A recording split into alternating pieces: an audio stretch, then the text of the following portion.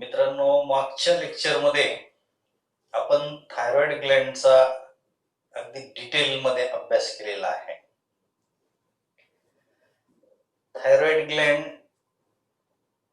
तिचं लोकेशन, त्यानंतर तिच्यामध्ये तयार होणारे हार्मोन्स आणि त्या हार्मोनची फंक्शन, या सगळ्या गोष्टी आपण अगदी डिटेलमध्ये पाहिलेल्या आहेत. आज आपण त्याच्या पुढचा जो भाग पाहणार आहोत ती म्हणजे पॅराथायरॉइड ग्लँड. पॅराथायरॉइड ग्लँड या नावावरूनच लक्षात येतं की थायरॉइड ग्लँडशी संबंधित असलेली ही एक ग्लँड आहे. थायरॉइड ग्लँडचा अभ्यास करताना आपण पाहिलं की आपला जो लॅरिंग्स आहे, लॅरिंग्स म्हणजे व्होकल कॉर्ड, जिथून आपला आवाज येतो, या लॅरिंग्सच्या खाली आणि हा जो विंड पाईप आहे, ट्रॅकिया, याच्या वर व्होकल कॉर्डच्या किंवा लॅरिंग्सच्या खाली आणि ट्रॅकियाच्या वर या ठिकाणी सराउंड करणारी बटरफ्लाय सारखी, फुलपाखरासारखी जी ग्लँड होती तिला आपण थायरॉइड ग्लँड म्हटलं होतं. हा संपूर्ण भाग जो आहे हा वेंट्रल साइडचा भाग आहे, समोरचा थायरॉइड ग्लँडचा. मागच्या लेक्चरमध्ये आपण जी फिगर पाहिली त्या फिगरमध्ये अशाच पद्धतीचा व्होकल कॉर्ड दाखवला होता आणि हा या ठिकाणी ट्रॅकिया दाखवला होता, ट्रॅकिया, आणि हा व्होकल कॉर्ड किंवा लॅरिंग्स. या लॅरिंग्सच्या खाली ट्रॅकियाला अशाच पद्धतीनं सराउंड करणारी ग्लँड म्हणजे थायरॉइड ग्लँड होती. आता मात्र जो मागच्या लेक्चरमध्ये जो आपण भाग पाहिला तो वेंट्रल साइडचा भाग होता आणि आता आपण अशा पद्धतीनं त्याला फिरवलेला आहे, म्हणजे पाठीमागून डॉर्सल साइडचा भाग या ठिकाणी दाखवलेला आहे. म्हणजे समोरून वेंट्रल साइडला इथं थायरॉइड ग्लँड आहे आणि थायरॉइड ग्लँडच्या बॅक साइडला पाठीमागे चार मोठे मोठे डॉट्स पाहायला मिळतात. या ठिकाणी रेड कलर मध्ये हे डॉट्स दाखवलेले आहेत. हे जे चार डॉट आहेत, राउंडेड पोर्शन, हे चार भाग, हे चार लोब्स म्हणजेच पॅराथायरॉइड ग्लँड आहे.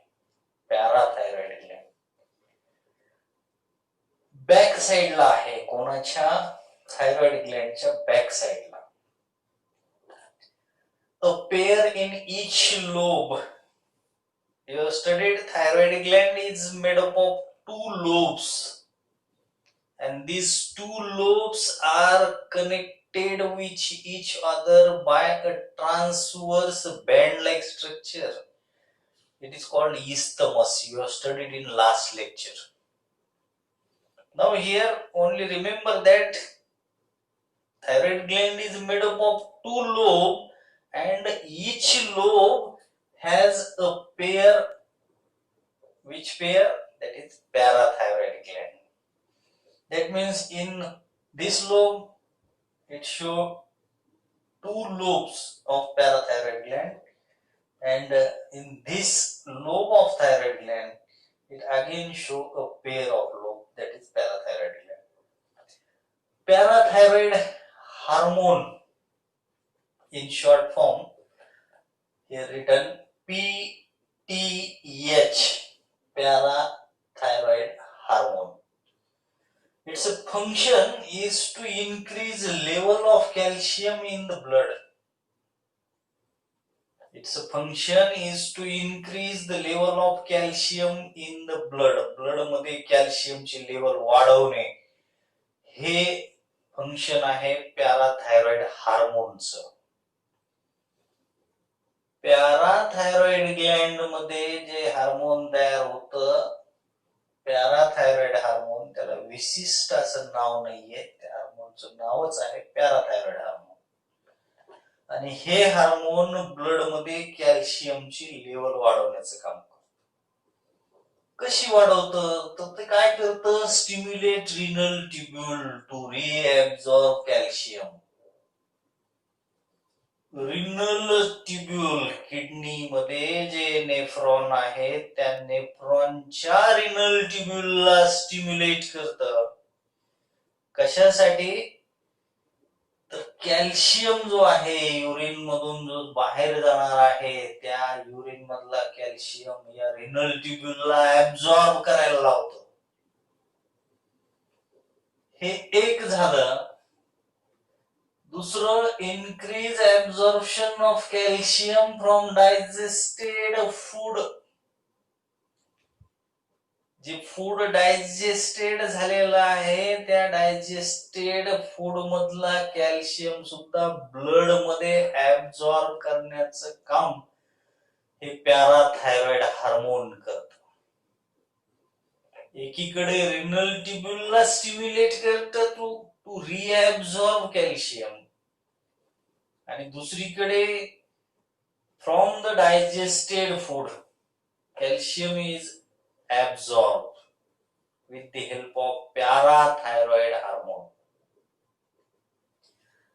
So, parathyroid hormone is a hypercalcemic hormone. Hyper म्हणजे जास्त, कॅल्सेमिक कॅल्शियम लेवल वाढवणे. तर आपण हे दोन शब्द पाहिले, हायपर आणि हायपो.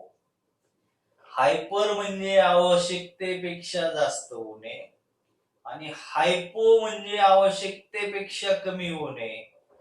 या ठिकाणी हे हायपर कॅल्सेमिक हार्मोन म्हणून ओळखले गेलेलं आहे, कारण it increase blood calcium level. Blood मध्ये कॅल्शियमची लेवल वाढवण्याचं काम ते करतात, म्हणून त्याला हायपर कॅल्सेमिक हार्मोन म्हटलेलं आहे. आणि मग यापूर्वी आपण जी थायरॉइड ग्लॅन्ड पाहिली होती मित्रांनो, तुम्हाला आठवत असेल, थायरॉइड ग्लॅन्ड मध्ये जे दोन लोब होते त्या प्रत्येक लोब मध्ये अनेक थायरॉइड फॉलिकल्स होते. असे गोल गोल फॉलिकल्स आपण दाखवलेले होते, आणि या प्रत्येक 2, 3, 4 फॉलिकल्सच्या मध्ये म्हणजे फॉलिकल्सच्या बाहेर सराउंडिंग मीडियम मध्ये पॅराफॉलिक्युलर सेल आपण दाखवले होते, जे विशिष्ट प्रकारचे हार्मोन तयार करतात, थायरोकॅल्सिटोनिन.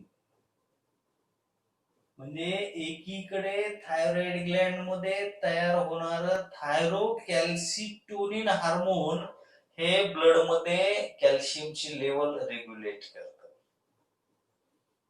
या ठिकाणी हे हार्मोन कॅल्शियमची लेवल वाढवण्याचं काम करतं, तर थायरोकॅल्सिटोनिन हे कमी करण्याचं काम करतं. आणि दोघांच्या माध्यमातून पॅराथायरॉइड हार्मोन वाढवतं कॅल्शियमची लेवल, थायरोकॅल्सिटोनिन हार्मोन कॅल्शियमची लेवल कमी करतं, आणि असं एकमेकाच्या सहकार्याने कॅल्शियमची लेवल बॅलेन्स ठेवण्याचं काम करतं. त्यानं वाढवले, गरजेपेक्षा जास्त झाले की हे कमी करतं, खूपच कमी झाले की ते लगेच वाढवतं. आणि अशा पद्धतीनं दोन्हीचं बॅलेन्स ठेवण्याचं काम या ठिकाणी होतं. म्हणून जेवढं थायरॉइड ग्लॅन्ड महत्वाची आहे तेवढंच पॅराथायरॉइड ग्लॅन्ड सुद्धा महत्वाची आहे, कारण दोन्ही ग्लॅन्ड या एकमेकाच्या कोऑर्डिनेशन मध्ये काम करतात, गरजेनुसार हार्मोन तयार करतात. कॅल्शियमची लेवल खूपच कमी झालेली असेल तर पॅराथायरॉइड हार्मोन लगेच ती वाढवतं, खूपच वाढलेली असेल तर या ठिकाणी थायरोकॅल्सिटोनिन थायरॉइड ग्लॅन्डचं ती लगेच कमी करतं, आणि दोन्हीचं लेवल ठेवलं जातं दोन्हीच्या माध्यमातून. तर अशा पद्धतीनं हे अतिशय महत्वाची ग्लॅन्ड आहे. त्यानंतर आपल्याला दुसरी त्याच्यानंतरची जी ग्लॅन्ड पाहिजे आहे ती आहे थायमस ग्लॅन्ड. थायमस ग्लॅन्ड ही आपण त्या लिस्टचा जेव्हा विचार केला होता पहिल्या लेक्चरमध्ये, तेव्हा आपण पाहिलं की त्याचं लोकेशन जे आहे चेस्ट रिजन मध्ये आहे. चेस्ट रिजन मध्ये. प्रॉपर लोकेशन जर पाहायचं झालं तर याचं लोब्युलर स्ट्रक्चर आहे. लोब्युलर स्ट्रक्चर म्हणजे स्फेरिकल राउंडेड स्ट्रक्चर आहे आणि बिटवीन लंग्स, दोन लंग्सच्या मध्ये हे लोब्युलर स्ट्रक्चर आहे म्हणजे थायमस ग्लॅन्ड. या दोन लंग्सच्या मध्ये आणि स्टर्नमच्या खाली, स्टर्नम म्हणजे या ठिकाणी इथून इथपर्यंत जे बोन आहे याला स्टर्नम असं म्हणतात. यालाच टाय बोन असं सुद्धा म्हणतात, कारण जेव्हा टाय घातल्या जाते तेव्हा ती टाय ज्या बोनवर येते ते बोन म्हणजे स्टर्नम. दोन लंग्सच्या मध्ये आणि या स्टर्नमच्या खाली आणि ऑन ॲओर्टा. ॲओर्टा म्हणजे तुम्हाला माहिती आहे हार्टचे जे 4 चेंबर आहेत त्यामध्ये लेफ्ट वेंट्रिकल मधून जो पाईप वर जातो ब्लड सप्लाय करण्यासाठी त्याला ॲओर्टा असं म्हणतात. आणि या ॲओर्टाच्या वर हे लोब्युलर स्ट्रक्चर म्हणजे थायमस ग्लॅन्ड आहे. सोपं आहे, 2-3 गोष्टी लक्षात ठेवायच्या. In between two lungs, below the sternum, on the ॲओर्टा. हे झालं लोकेशन कोणाचं? थायमस ग्लॅन्डचं. थायमस ग्लॅन्ड काय करते? तिच्याकडे कोणतं हार्मोन तयार होतं? तिच्याकडे जे हार्मोन तयार होतं त्याचं नाव आहे thymosin. Thymosin hormone produced by the thymus gland. And what is the function? It helps to develop immune system. आपल्या बॉडीमध्ये जी इम्युन सिस्टीम आहे, इम्युन सिस्टीम म्हणजे त्याला आपण रोग प्रतिकार शक्ती असं म्हणतो. ती रोग प्रतिकार शक्ती जी सिस्टीम कंडक्ट करते ती म्हणजे इम्युन सिस्टीम. इम्युन सिस्टीम ती डेव्हलप करण्यासाठी थायमस ग्लॅन्ड मदत करते थायमोसिन नावाचा हार्मोन तयार करून. दुसरं काय काम करतं हे हार्मोन?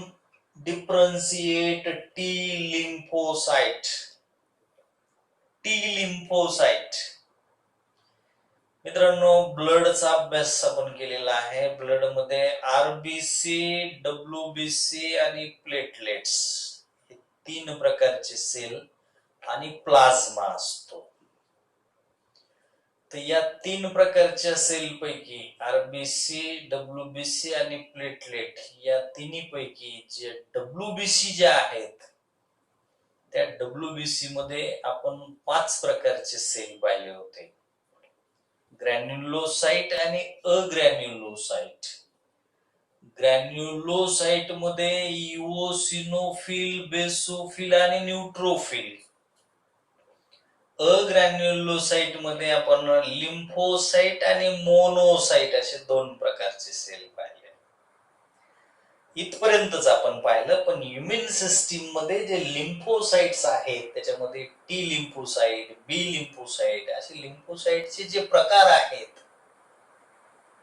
त्या प्रकारापैकी एक प्रकार आहे टी लिम्फोसाइट आणि त्याला डिफरन्शिएट करण्याचं काम हे हार्मोन करतं.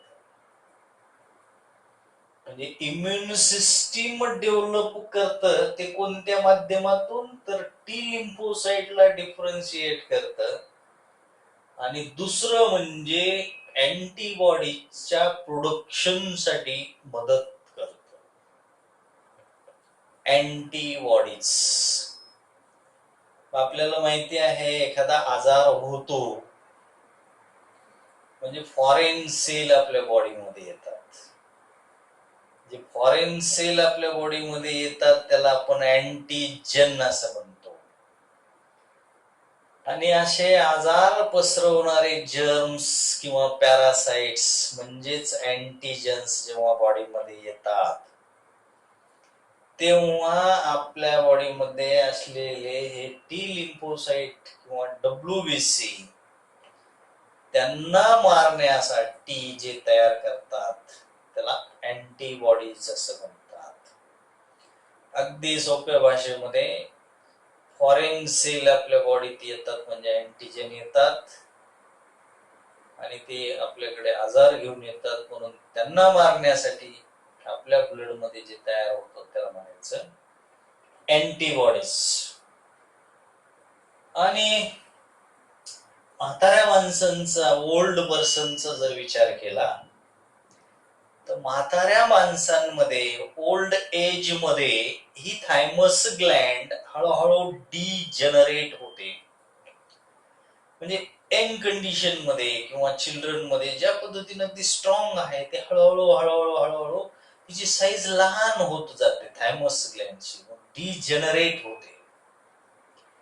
आणि मग डिजनरेट झाल्यामुळं साहजिकच काय होतं की सिक्रेशन जेवढं तयार व्हायला पाहिजे थायमस ग्लँड कडून, थायमोसिन जेवढ्या प्रमाणात तयार व्हायला पाहिजे तेवढ्या प्रमाणामध्ये हा थायमोसिन तयार होत नाही, सिक्रेशन लेस होत.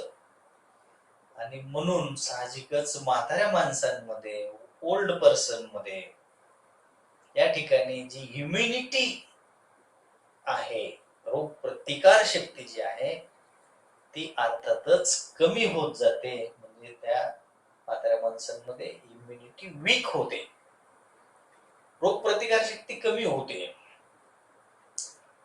थोडीशी जरी थंडी पडली तर त्यांना खूप थंडी वाजायला लागते, टॉलरेट करू शकत नाहीत रोग प्रतिकार शक्ती कमी झाल्यामुळे. थंडीची कडाक्याची जर लाट आली तर खूप म्हातारे जे माणसं आहेत ते जास्त सहन करू शकत नाहीत, बऱ्याच जणांची त्याच्यामध्ये डेथ होते कारण इम्युनिटी कमी झालेली असते. तर एकंदर या थायमस ग्लँडचा संपूर्णपणे संबंध हा इम्युनिटीशी येतो. इम्युनिटी म्हणजेच या ठिकाणी डब्ल्यूबीसी मध्ये असलेल्या लिम्फोसाइट, या लिम्फोसाइटला डिफरन्शिएट करणे, अँटीबॉडीज तयार करणे जेणेकरून अँटीजनला मारता यावं, पॅरासाइटला, जर्मला किल करण्यासाठी, आणि थायमोसिन नावाचं हार्मोन या सगळ्या गोष्टी कंडक्ट करत असतात. तर मला वाटतं या ठिकाणी आपण थांबू. 2 ग्लँड झाल्या, एक म्हणजे पॅराथायरॉइड ग्लँड आणि दुसरी म्हणजे थायमस ग्लँड. यानंतरची जी ग्लँड आहे ती आपण नेक्स्ट लेक्चर मध्ये पाहणार आहोत. धन्यवाद.